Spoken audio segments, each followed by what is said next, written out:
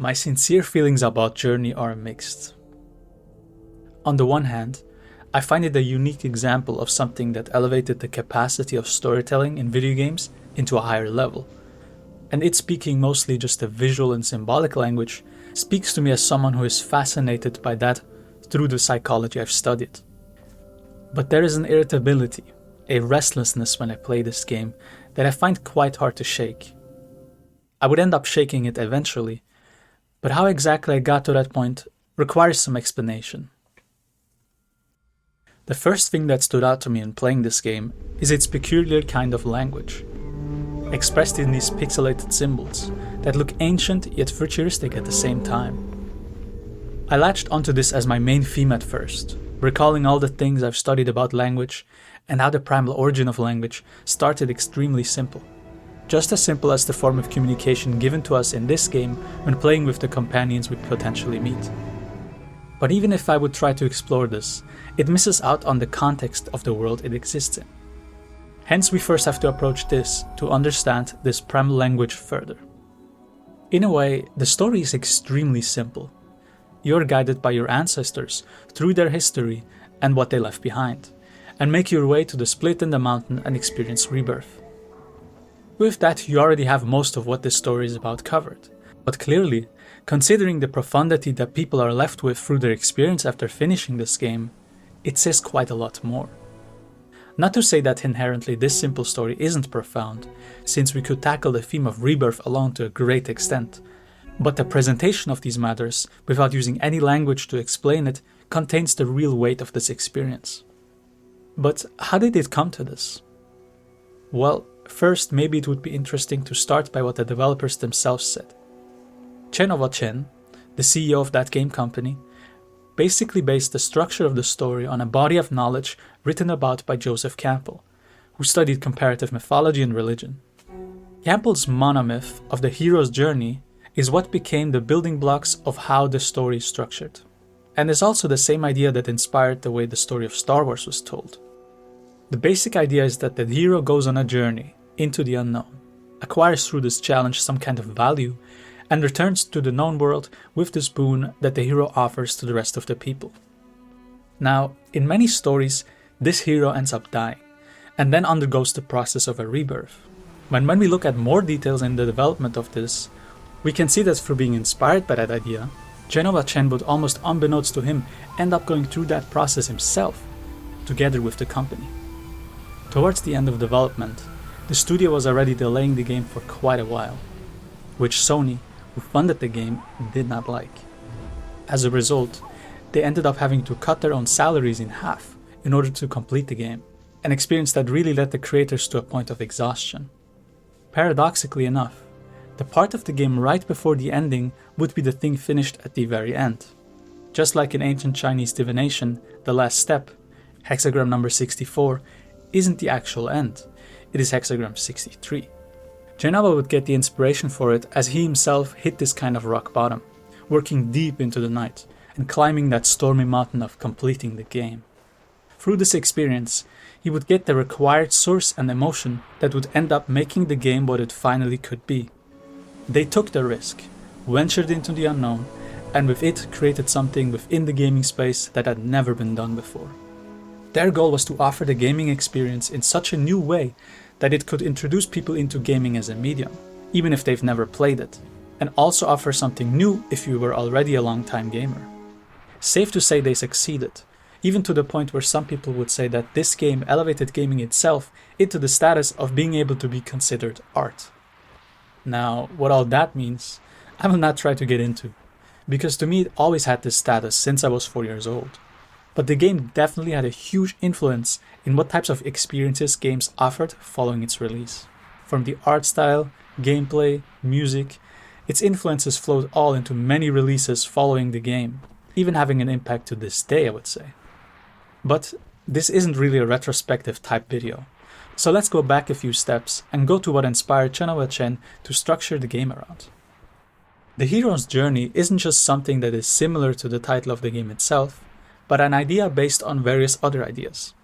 Joseph Campbell wrote about it in his book The Hero with a Thousand Faces, which is itself inspired by not only ideas in comparative mythology, but also the early days of psychoanalysis. He developed an interest in both Sigmund Freud and Carl Jung, and was influenced by their ideas in writing about this book, particularly the ideas of archetypes that Jung wrote about, which, funnily enough, is also an idea based on other ideas. But right now that is not the point. While Joseph Campbell wouldn't call himself a Freudian or Jungian, which I do neither, he figured that Jung spoke to him more as time went on. They even met in Zurich at Jung's tower and drank tea together.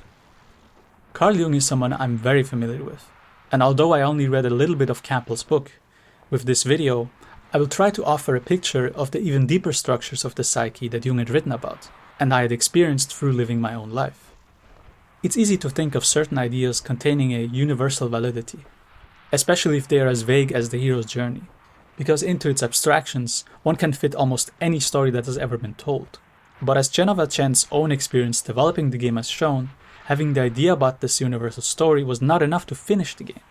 It required the challenges that life gave him and the others itself to lead to the game to what it turned out to be in the end.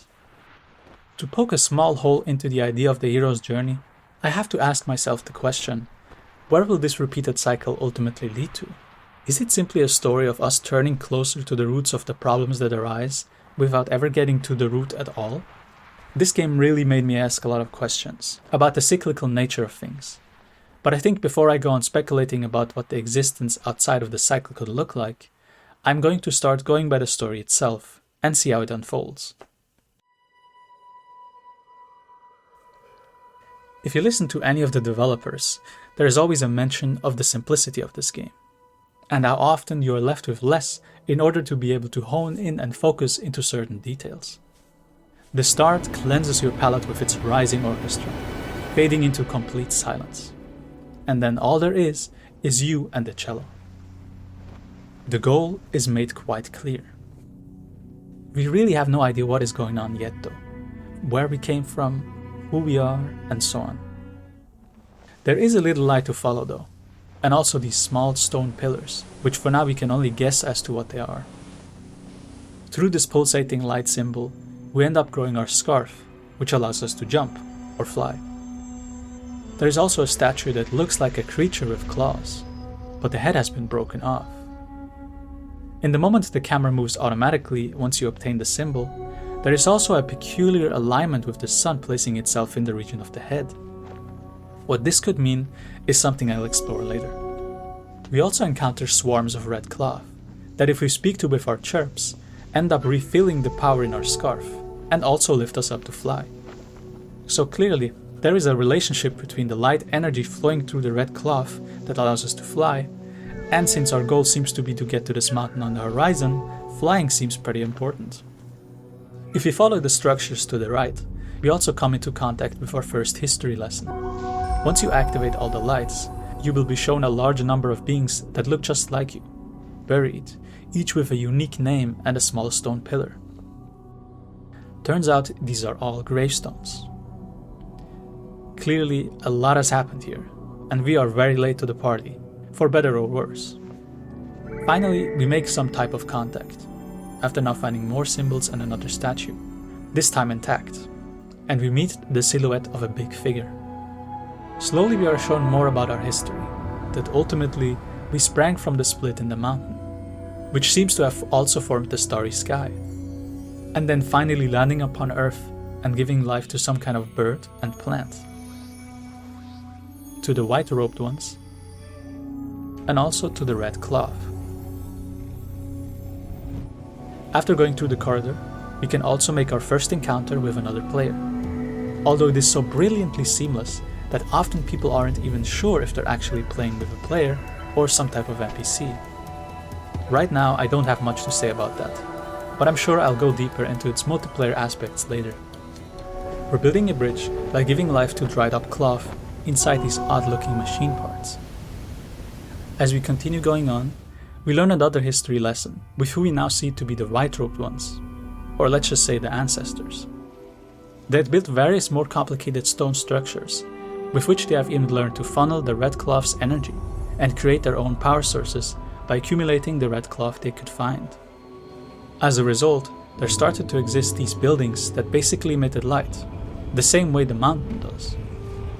We go through yet another desert, a pink one this time, and now meet these claw creatures that seem to start to take on a more developed form of life, compared to the swarming scraps from before. Then, we also see two lights falling from the sky.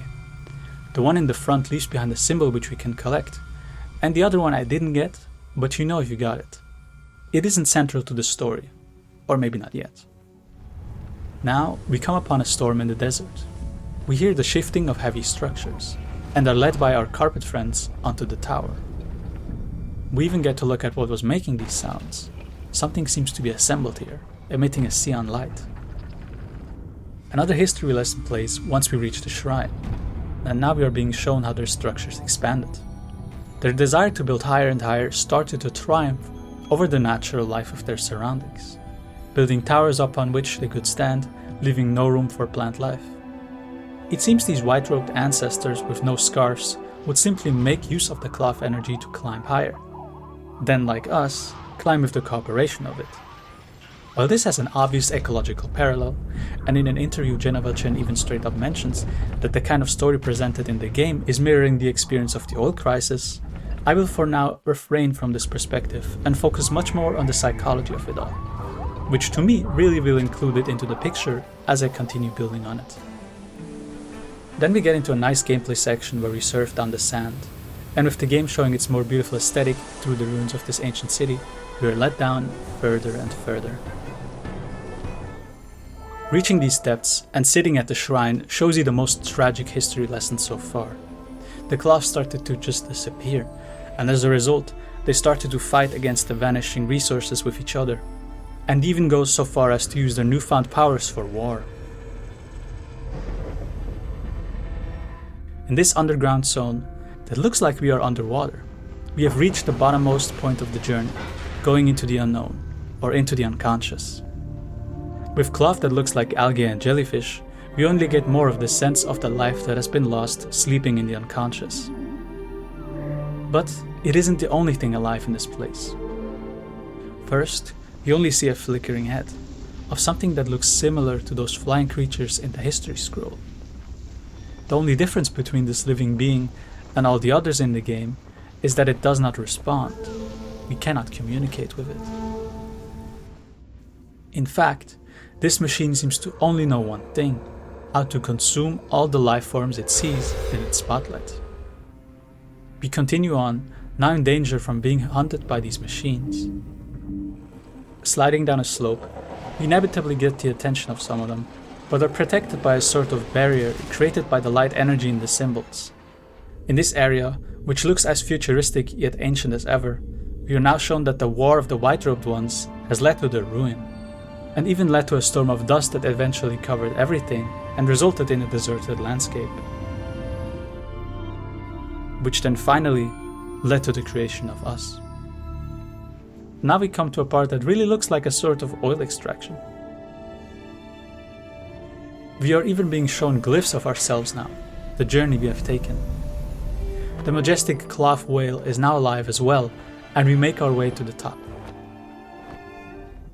We find a glyph now depicting that someone important seemed to have died, who was part of one of the sides of the white-robed ones. Lining on the creatures and carpet bridges, we reach the final shrine. The ancestor now has become gigantic, almost like it is the mountain we have to climb itself, and we are shown the scroll of our story in its entirety, the path we have walked, or maybe more accurately, the path laid out in front of us, the only path available. The winds of the mountain are supposed to be our end, as we are shown to fall to our knees against them. As much as this place is uninhabitable, we are still able to warm ourselves up against the red cloth, with it still assisting our ascent. In this cold and unforgivable environment, we see the moon looming in the background, with the machines effortlessly flying in the face of the winds. It almost seems like the moon is menacingly trying to push us back, compared to the sun that lit our path before. But the moon is illuminated, still at least letting us see where we are going. This opposition has something uncanny to it, but I'll try to explore it later with more details. In the most threatening zone, we see the final glyph that depicts either all or one side walking up the mountain. And now we make our way to our fated end, dying in the blizzard among the gravestones of others. But of course, in our last moment, we are revived by 6 of our ancestors making their presence. Suddenly this council gives us the ability to make the ascent, turning us golden, and we fly quickly through the storm and machines into the clearing to soar above the clouds. This majestic rise, the rebirth experience, which I will look at more closely as the synopsis comes to a close, is now accompanied by all we and the white-robed ones could have wanted. We see endless supply of light symbol energy, various forms of red cloth life, and even the depiction of something akin to water itself. And so we fly up higher and enter the mountain.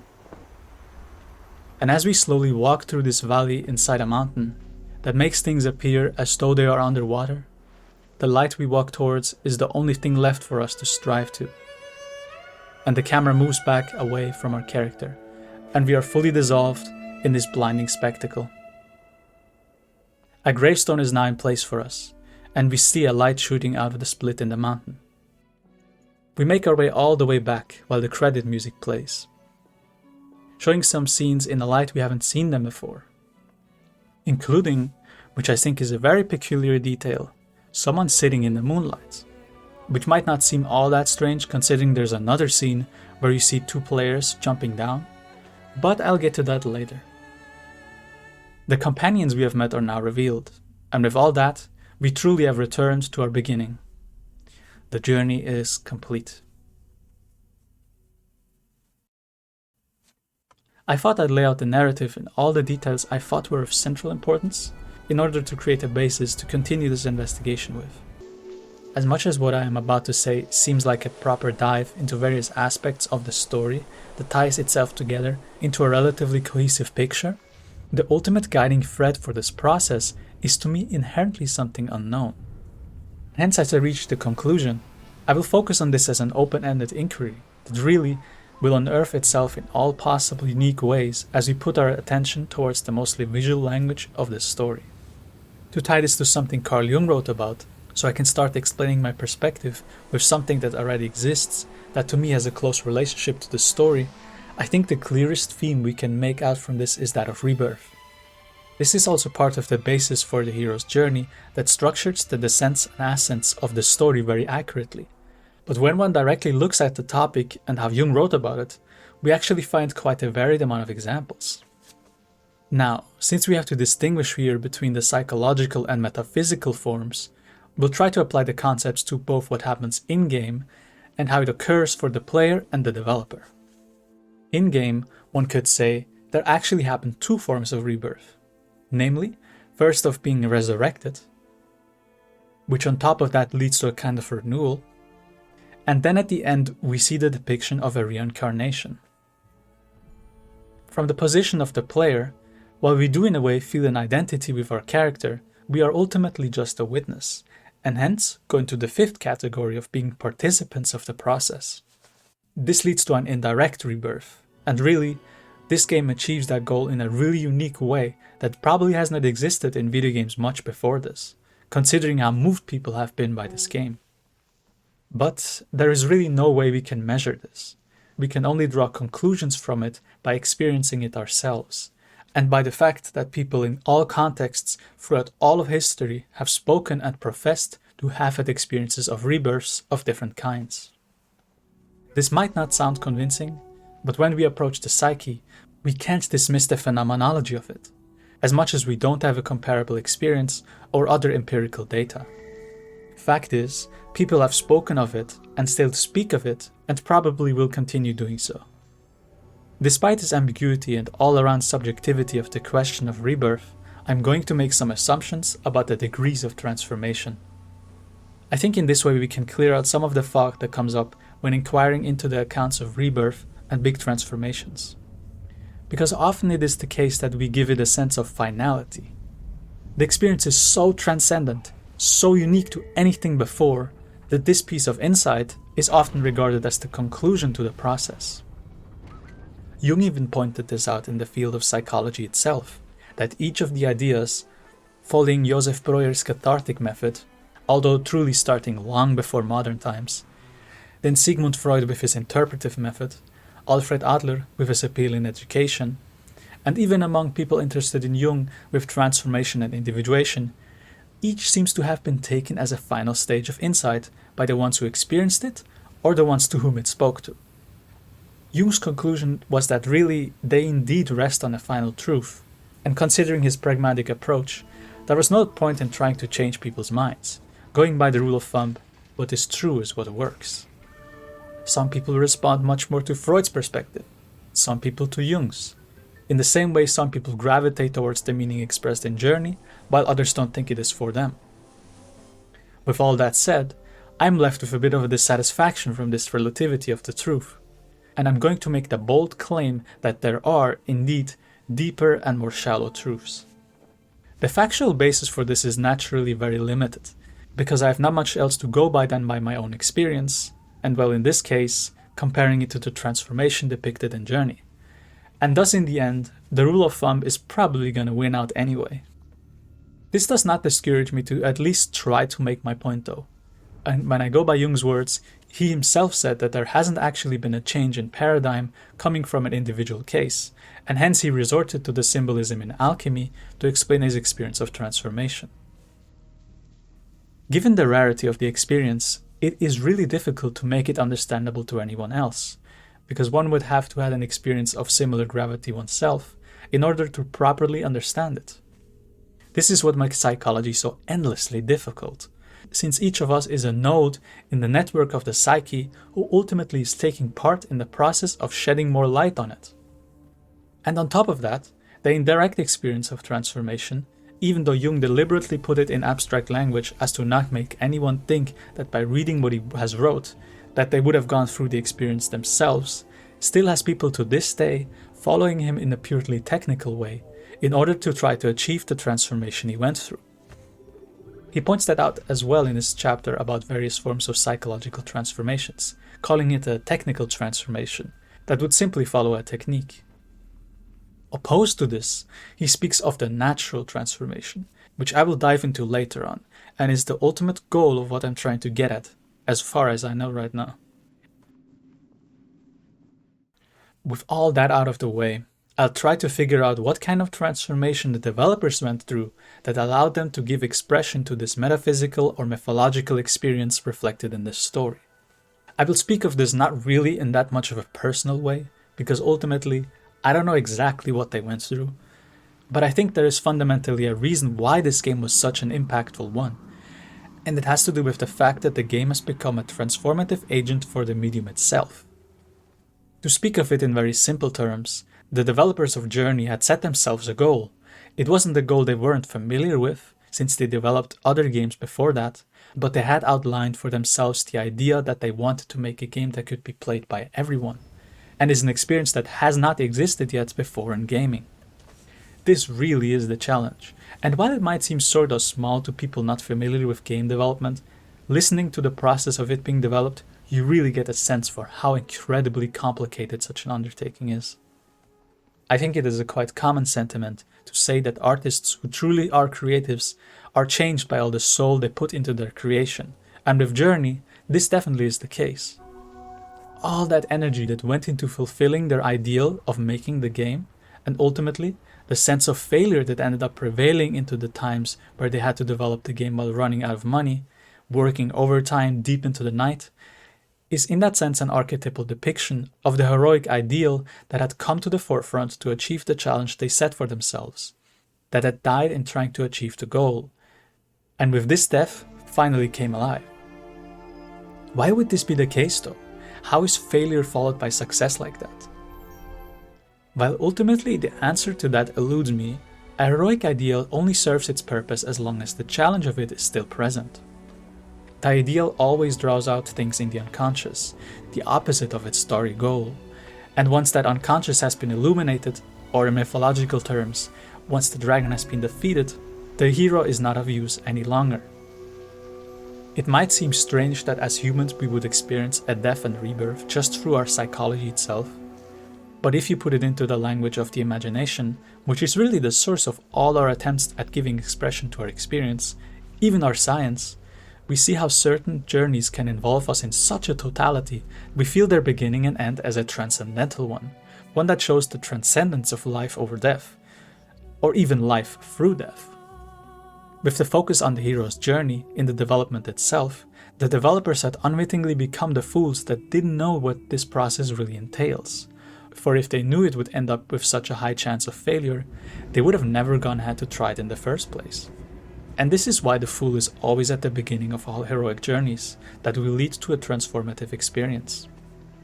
Their intention was to speak to certain emotions that video games had not yet spoken to, using various insights from psychology.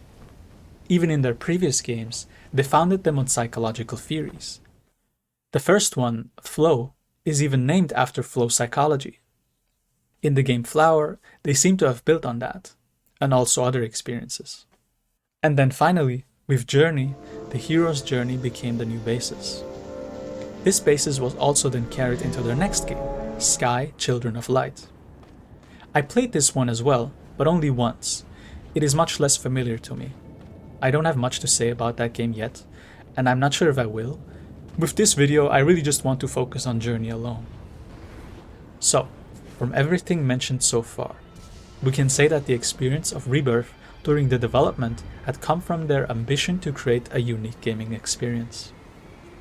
Like I said, I'm sure there must have been personal factors at play as well here, and in that respect, I can at most say that perhaps certain relational quarrels have been transcended through this experience, where the developers probably learned more about themselves and how they work with other people.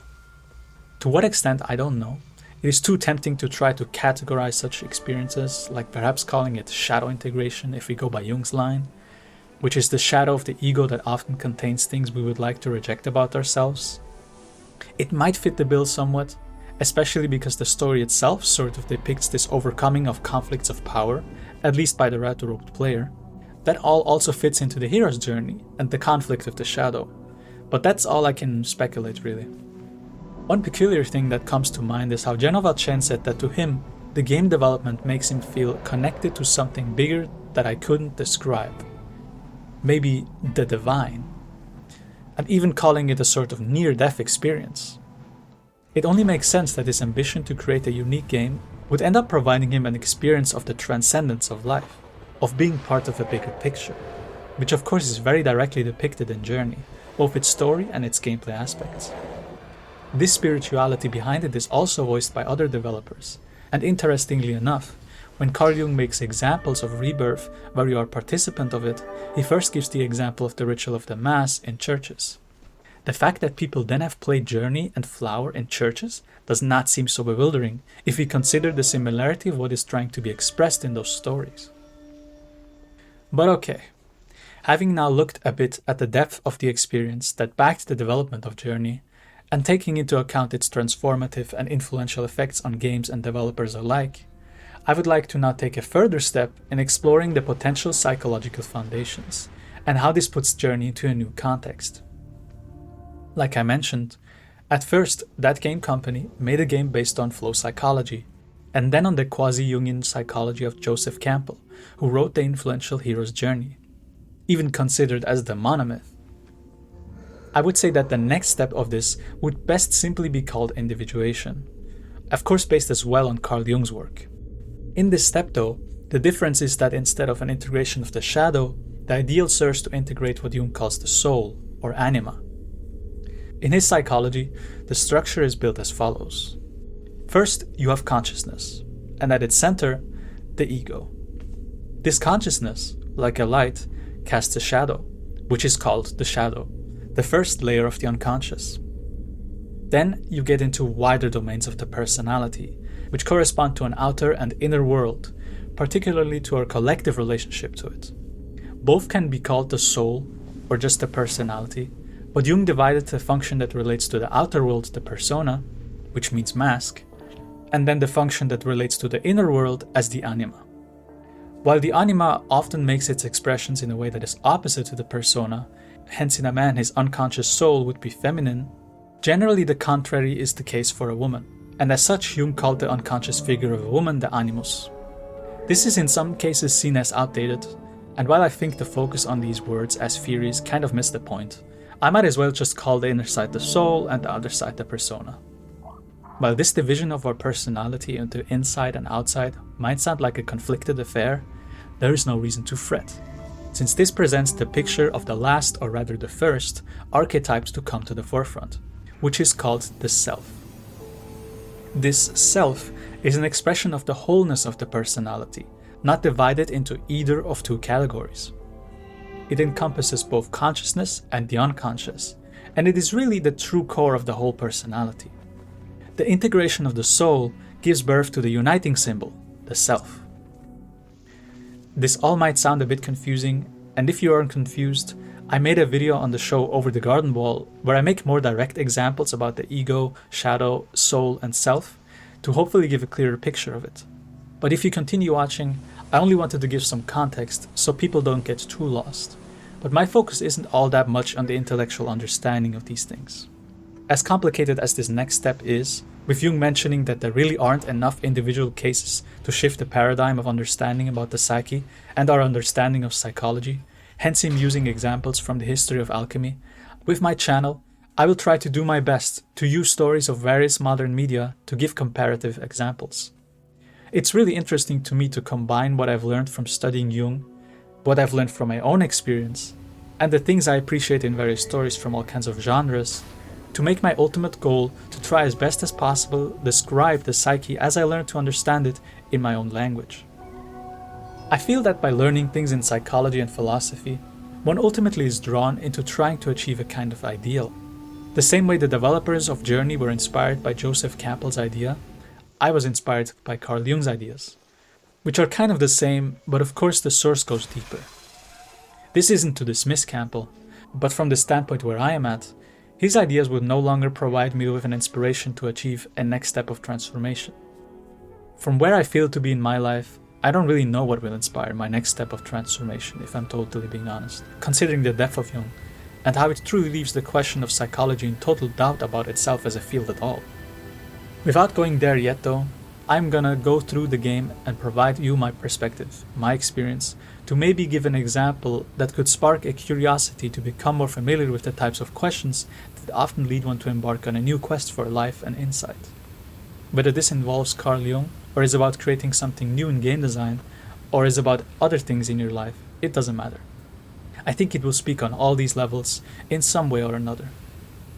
Following the game's own fashion, let's start again from the beginning.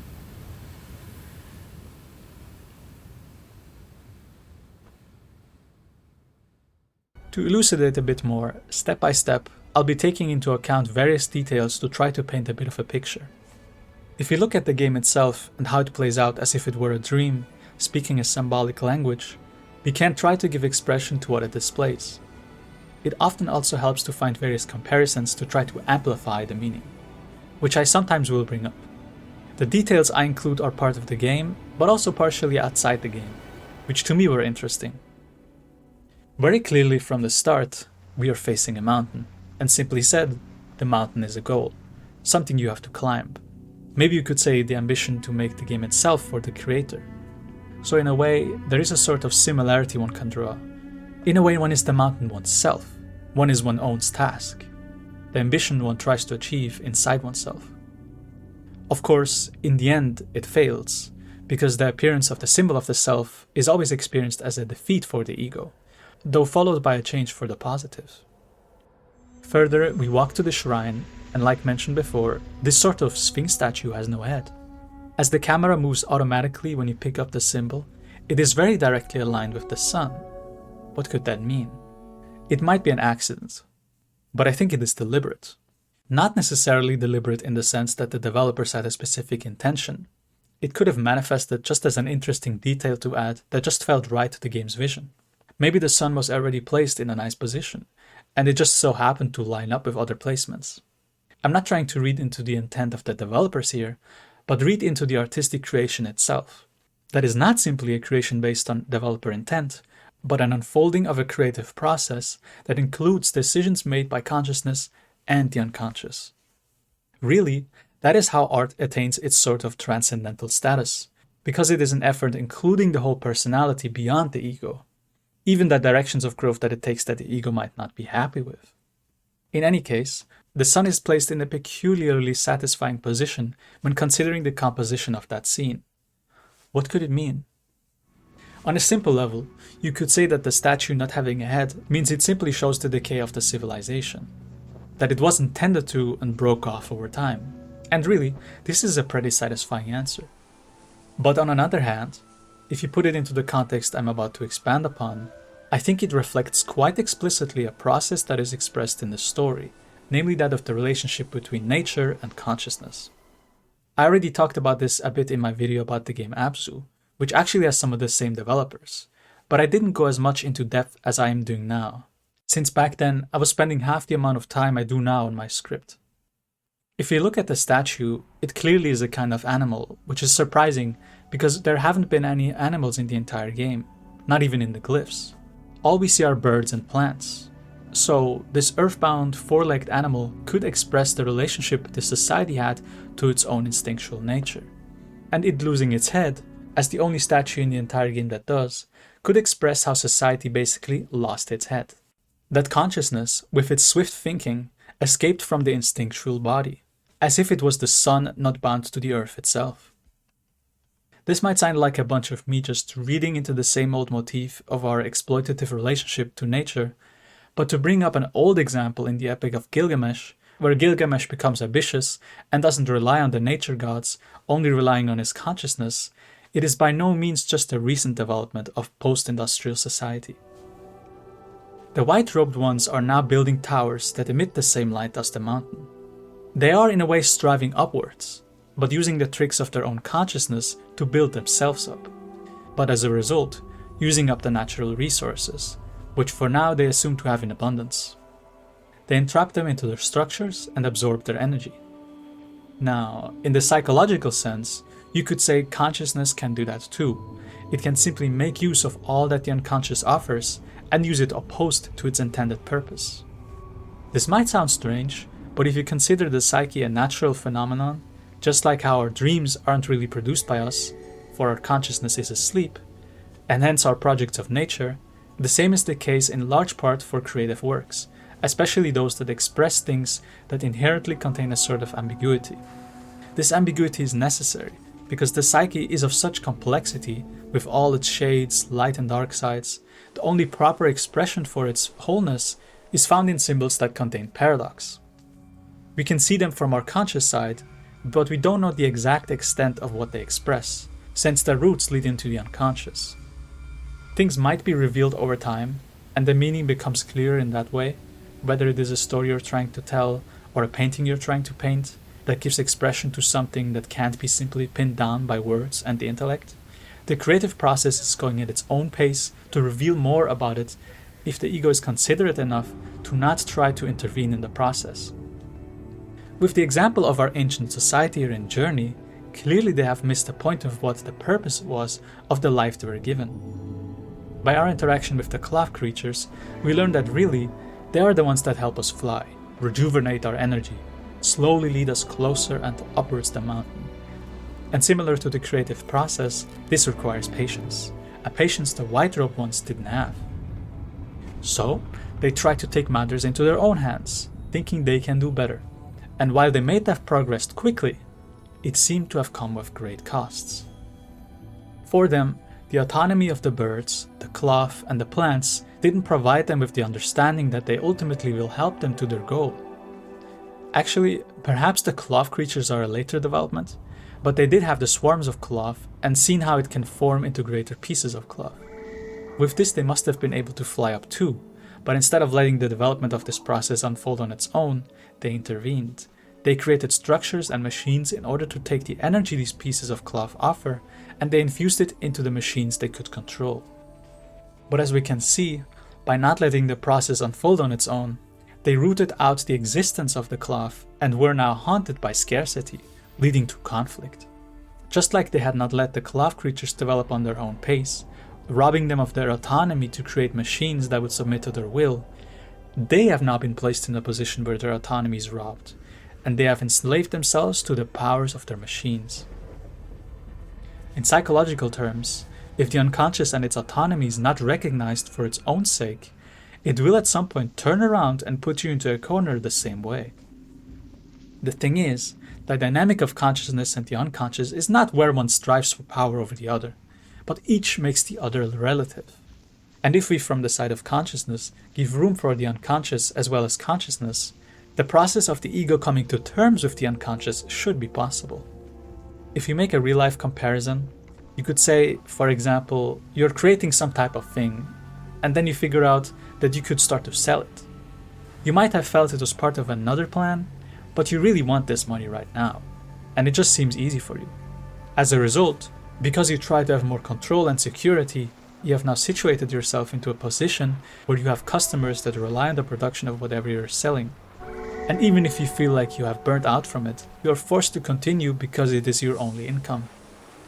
In this way, you try to corner something and it just comes back at you. Of course, one can't always see ahead if this happens, and has to learn the hard way, but it is pretty useful to be aware of, unless it would inhibit you from doing or trying anything. Sometimes, not knowing something is an advantage. Who knows, maybe the ancient white robe society wouldn't have fallen into the trap of imprisoning themselves in machine warfare if they didn't know they could absorb the energy into machines. And they would have had the opportunity to just be like, I don't know what these living cloth swarms are here for. They end up in a situation where they could have interacted with the living swarms, who would turn into other more complex life forms that respond to their chirps, but instead are now simply face to face with a cold machine that does not respond. The machine is simply following the command to destroy other life forms, and other than that, it does not express any unique autonomy, because it was not programmed to do anything more than that. As a result, a whole desert was created out of the war of these two sides, which, by the way, in some of the art used to concept all this, actually played out between blue and red factions. In psychological terms, we could see this as being the conflict between the thinking and feeling function, basing it on Jung's psychological types. When it comes to the unconscious, since it often holds the opposites, the tension of a possibility inside of it, there can arise a disagreement in what is perceived, depending on which psychological functions are the primary ones. But of course, thinking and feeling is a conflict that plays out in each person on their own. And while this meaning used to be projected onto the conflicts of various mythological figures, as in the story as well, we are nowadays becoming more aware of the reality of this conflict really being an inner one, and the unfolding of life. If we take the time to reflect on the experience and process, it can make us become more and more aware of this, how we are torn between inside and outside. While red and blue here is not used in the game, one could read into the differences between white and red as well.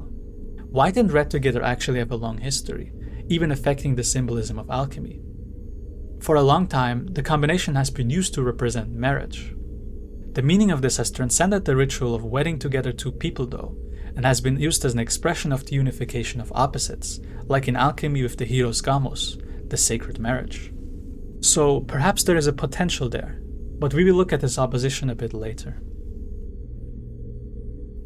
The scroll has shown that the reason there is a desert in the first place is because of their never-ending conflict, and that this has resulted in the existence of you, the player. Are we really the first red-robed person? Considering the previous art containing both red and blue, I find the differences peculiar, especially because we can transform into the white one by finding all the symbols. Honestly, while watching the scroll of our story pan in its entirety, I am filled with a memory from long ago when I first watched this cutscene in 2012. I didn't have a PS3, but I really wanted to play this game, and so I looked into the story since it intrigued me very much.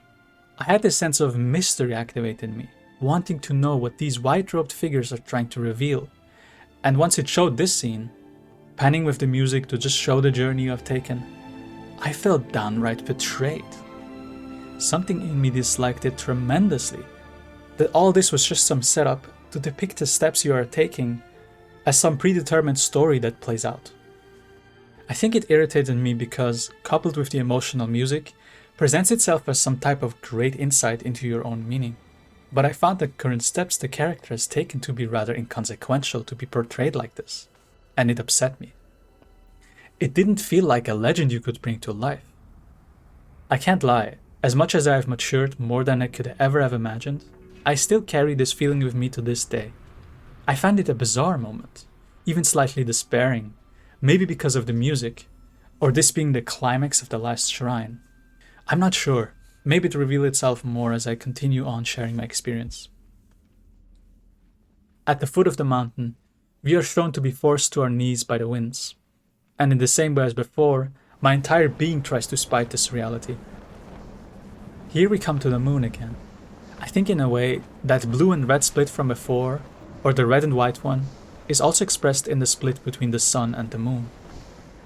On my replay, I modded into my game the old painterly PS3 sun, because I felt that this fit the game much more. Because something about the experience doesn't add up. It almost feels like you're not journeying through life, but through an experience that has been catered to you. So, the sun not being real, compared to the moon, contains to me also a kind of meaning. Very typically, the sun is a symbol for consciousness with its light, while the moon, not emitting light but reflecting it back to the sun, is a symbol of the unconscious. The way it hovers above while we are being forced to our knees really makes me feel in a simplistic kind of way that the moon is actually causing this. It isn't that there is inherently something off about the moon, but considering it shows itself so clearly as the full moon, it feels like it is letting us know that this is the real state of affairs. There is chaos in the unconscious, and that has been caused by an overly dominating consciousness that tried to become the sole authority of life, and got itself caught in a difficult position. The glyph where there is shown a group of the white-robed ones climbing the mountain is honestly a bit confusing. At this point, I'm not sure what their whole intention and goal is, and I guess in this way, I'm really defending the red-robed character here. In a podcast, the producer Robin Hunicke, or Hunicke, says that during development, there were actually much more in-depth cutscenes describing the context of the ancient society. She said that they were depicted really as these kinds of greedy and bad characters, but she felt that it should all be said less and less directly, without as much context. Clearly, their failure in a sense still shines through, but I'm not really sure about the final context of it all. I can't say if they are here to help or deceive anymore, because like the last scene at the shrine, I feel like I'm being deceived to accept something I don't want to. They have made their way up the mountain like we do, but what happened? We don't exactly know, but when we try to get up there, fail and die trying, they seem to hold the power to help us come back to life. It is a strange detail to me, because effectively we can see that they have been hoarding their resources as much as possible in their infighting. The same life energy that they so abundantly now provide to us in our last moment.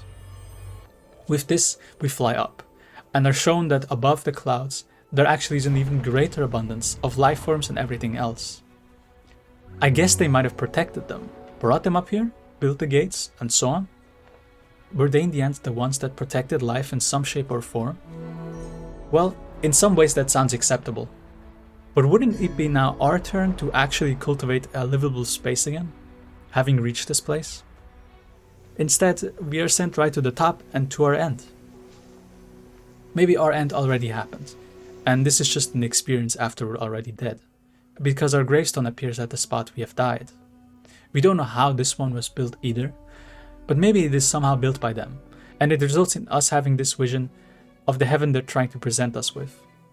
And as we see our light coming back down from the mountain, we are called to guide the new players with our boon, just like in the hero's journey. Our robe has gotten a new pattern, and we now have the experience to help the inexperienced. But does it truly feel that way? My most direct instinct in reaction to all of this, getting sent back down again only to start the journey on repeat and experience what would lead me to the mountain that forces me to my knees, it makes me want to grab the next player I find by the shoulders and alarmingly tell them that we're trapped here. There is no way out. That the mountain simply makes everything repeat again. And yeah, it is a beautiful journey. But what is the real meaning of it? Isn't there some type of conclusion or goal that I could get to? It feels like any promise of a better future, of a better life, is always out of reach. And this is simply accepted to be the case. But strangely, in this way, the cycle is simply repeated. The promise of happiness is delayed over and over to the next iteration, and nobody actually finds what we have sought in this life. This all might sound a bit dramatic, but genuinely, these feelings have made me feel restless while playing the game. In the first week that I played it only once, in order to get the return achievement that you only get by waiting a week to start the game up again. I thought, in a way, this was almost the intended experience, that you played once, let the experience sink in for a week, and only touch it again afterwards. It made sense to me. I did play this game for the first time sometime during 2016 on a PS4, so it wasn't my fully first experience, but I did have quite a lot of it no longer vivid in my memory.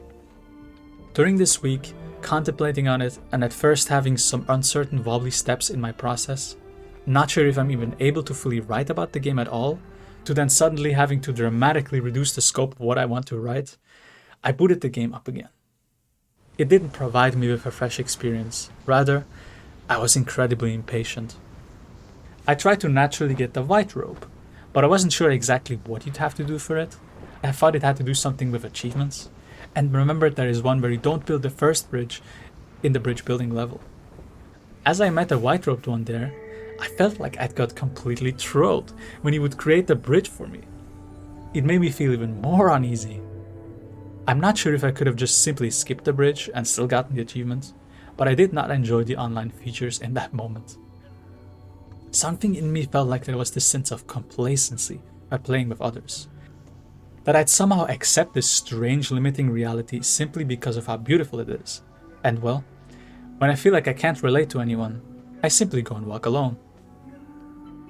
This made me feel better.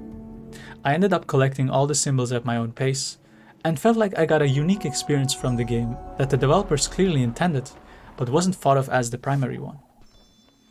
For some reason, I ended up having to get 2 symbols again even though I'd unlocked the white robe, and while that upset me for the moment, I ended up playing the game normally again, this time with someone else, and it was a much more pleasant experience.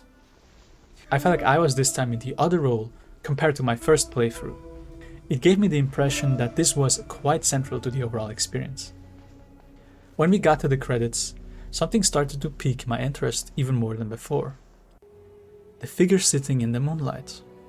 I immediately thought, who is this? Whoever it was, I had to figure out how they broke free, because as much as I had some better experiences, I still had to figure out how to escape this never-ending cycle. This moonlight meditator had become my new idol, who became an expression of that unknown future that is hidden in this symbol of the unconscious. The one to get me out of this cycle had awakened in me, and I recalled some things from the prior week where I didn't play the game, but researched a lot about the game online and about the developers. I saw that people were reaching places out of bounds, and with the Moonlight Meditator, there awoke in me the need to learn the game enough to also break myself into these new zones. With that, I had to equip myself with the proper techniques. And as I made my way through the levels to the sunken temple, I also gathered every symbol so I had a nice long scarf with me. Dive boosting is the main mobility technique of this game, where you aim the camera down while pressing forward, and with this you start to hear a strong wind, with which you can either pull yourself up by looking up and keeping forward, while jumping enough to not hit the ground, or you pull back while still looking down to dive up into the reverse direction. Honestly, my enjoyment of the game increased by a lot once I learned this mechanic. Something about the extra freedom you get with it feels fantastic. Overall, the game feels a bit slow to me, but that's just because I'm used to much quicker games, and I understand the game wanted to take a different direction. But the fact that it still allows you to use the seemingly unintended trick to move quicker through the levels is something that even at this point makes you want to play the game again just to be able to dive boost around. It is one of those addicting, potentially unintended movement mechanics that I think are really an art in itself. Actually, I just looked it up. They did intend it, but it seems the players went even further. There are a lot of other tricks of fancy flying I'm still not sure of how they work, but it's really one of those unique things that surprised me greatly after going through the feelings I have with this game. I ended up going to the most beautiful spot I could find online, and after getting there, even though it was kind of daunting, I finally felt like there was something freeing I found in the game. Video games are a very unique kind of thing, because as much as this still clearly exists within the same experience that I felt had limited me, I found a freedom in it, and it has become a central part of the experience. Just sitting here, looking at this amazing view that made you not even notice that you were out of bounds, while seeing the stars fly through the area of people that had been watching the credits. It truly made me feel like the Moonlight Meditator, a warrior in defense of a side that has not yet been acknowledged. I wasn't even aware until this point that you could see the star flying back whenever people would watch the credits. It sort of reminded me of the asynchronous multiplayer in Death Stranding, which made me also think of various possibilities in which asynchronous mechanics can be part of more video game experiences. Ultimately though, I stayed within the world of Journey, and I had started to pan the camera and wonder what exactly the skull on the mountain was really supposed to mean. It seemed to only mean my end and my return to zero, with a few added patterns to my outfit and the white robe. Yet, I didn't feel like the white robed one yet. I still had the red robe in my heart, seeing the white robed ones as gatekeeping destroyers who do not want to upset the current state of the world. I started to compare and think of myself as them, how they increased their size to myself, and wondering why. I wondered why they didn't have any scars themselves. Maybe I was special? It seemed to me to recall an ancient mythological struggle, the Devas and Olympians, versus the Asuras or Titans. I'd read something that Jung wrote at that time from a book I had not read yet, his seminars on Nietzsche's Zarathustra. And basically at the start, he quite simply states there that the devs are the shining gods of the day, of the clear blue sky, of things visible in the daylight, while Asura is a god within, a god of chiefly spiritual and moral character. I find it not only funny that he called them devs, considering this is today short for developer, and in a way, one could see the white-robed figures as the devs, since they had the power to program you back into becoming alive after you died the mountain as a player, but I wondered still what this could all mean. I didn't understand how all this could happen. How could they have fought over this light energy resource, that to me even as a red robe is super easily to come by, and even chargeable by other players? I could only conclude that they might have really, in fact, not had a chargeable scarf at all, and in this way, they didn't have the equality of the Asura, that god within as Jung called it. The source of life didn't spark within them, but only existed externally. And of course, when you don't cultivate such an inner life, nothing outside will ever truly fulfill you, so no wonder they got greedy. It is like when a group is inspired by the insight of an individual and ends up losing sight that ultimately that is the only thing that can sustain whatever new things they had established with that insight. Maybe I had turned into someone truly different now, with the white robe on and the long scarf, as I continued to visit that place out of bounds, this time with a mod installed that made everything look more sparkly. I started to compare myself with these things on the horizon. Just like their peaks show up as silhouettes out there, I was a silhouette too. And even just as the biggest mountain had 2 peaks, I had 2 peaks too. I had started to ask myself, if I come from a mountain, I must be a mountain too. And I felt enlarged in this imprisoning world. But I still simply was a little guy and slid down to finish the cycle. I unlocked a glyph that I hadn't yet, showing me the mistakes of those who came before me, and made my way through the deepest area that was brighter than ever with my mod installed. I truly felt unstoppable, gliding through the level as if it had become nothing but a world to dive boost around in for me, where I knew every next step, and I had been traveling through time again and again. No longer did I feel like the way my character expressed its body language in the cutscenes, because I had an internal inner resource and already know what they were trying to tell me. I came to the glyphs that would pump up the light energy, but I ended up just floating on my own, seeing how high I could get without it. And while I fell down, suddenly, a light appeared. It was another player. Someone who seemed to have the exact same plan as me in mind. Together we would chirp and float around with our longest scarves, feeling like I have found my immortal friend. We stood facing each other, seeing our symbols and robes light up, and just basked in our glorious transcendence.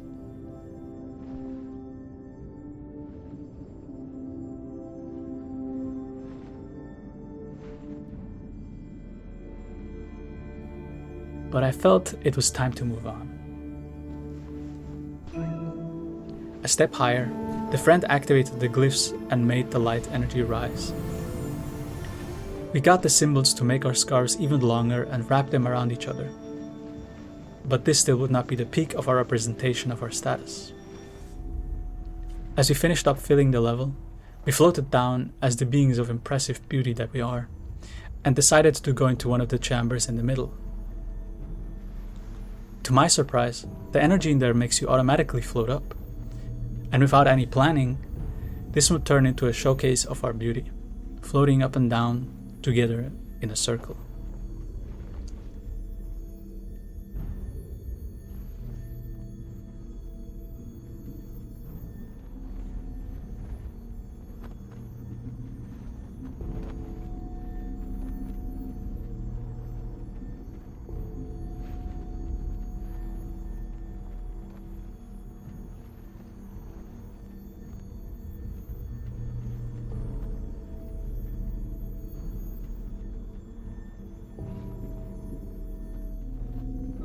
And as quickly as it started, my divine companion stopped moving, and after a while sat down to fade away.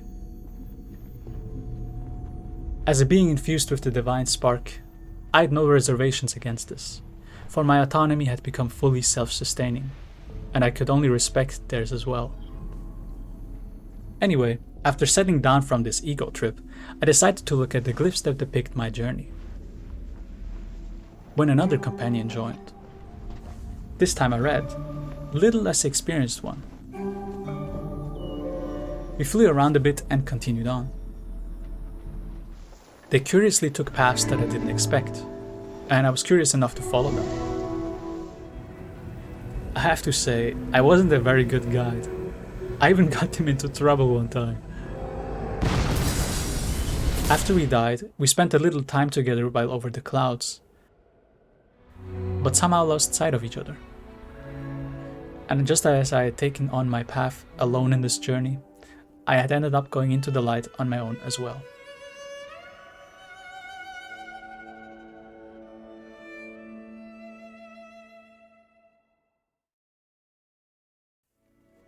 And today, I started up the game again, because something in me wanted to try to wait at the end, to see if I could await anybody who had been going through this path alone like I did. But it seems that at this point in the game, nobody new can sync up with you. Because after hours of waiting, no one showed up. What I have to say at the end of this strange experience with Journey is that I didn't expect to have all these feelings surface upon starting this experience.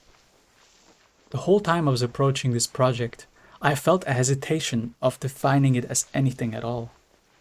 It seemed to me that it would only have damaged the cause if I tried to apply too much of my own thinking on top of it. And while this made things much more uncertain, because I even let go of the possibility that this would turn into a video at all, I feel it was necessary for me to properly have the ambiguous feelings unfold that hide in the unconscious already at the beginning of the process. I'm sure if I had taken more time with it, there would have been more unique things to explore and more special interactions with other players. But since I've already drifted away from my usual goal to explain things into simply narrating my experience, I think I've spent enough time on the script. As much as I've amassed a body of intellectual knowledge that could be applied to the art that I consume, I feel it is a much better display of what is important to have the art itself have an effect on me than just use the intellectual ruler to dissect it. With this, it seems to me that the real intent of the psyche, not to say psychology, makes itself known. And any potential line of psychology we could speak of as a science is really rooted in. With a game like Journey, it is especially interesting because it leaves so much room for projection. As much as I think the limiting life it presents in its world is quite an objective reflection of the current status of the world, a world where all creative insights that uniquely come from individuals are turned into some institutional board that now would like to claim authority over it. And whether or not the player submits to that in the world of Journey, well, is up to the player. We aren't given the option for anything else, just like in the world. But I had to carve my own freedom, in the same way I do in the life that I live in society. This is the mountain I'm trying to climb.